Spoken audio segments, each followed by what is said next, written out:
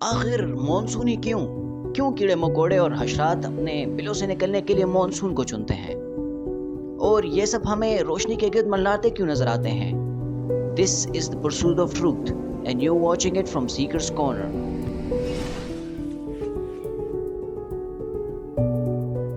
Flies और जमीन के कीड़े मकोड़े महीनों तक सोए रहते हैं। बायोलॉजी की जुबान में इसे डायापोस कहते हैं।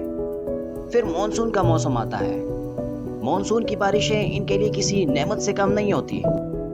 महीनों से सोए हुए ये प्रजाति मॉनसून में जाग जाते हैं। ये बारिशें इनके लिए जीवन की वाहिद और बुनियादी वजह है, क्योंकि मॉनसून में ये पौधे और जानवर के बकाया जात गलने सड़ने लगते हैं। इस वक्त जमीन पर खाने के लिए बहुत कुछ होता है, और इन हशरात को ब्रीडिंग और अंडे देने के लिए इससे अच्छा मौका और कोई नहीं मिल सकता।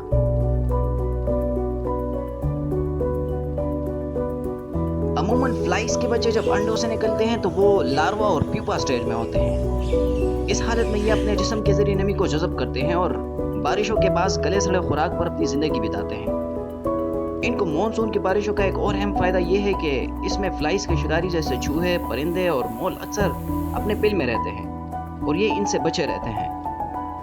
एक मादा फ्लाई दिन में कम से कम 3 छोड़ने देती है, और ये बड़े होकर अक्सर झुंड की सूरत में रोशनी के गिर्द मंडराती रहती है।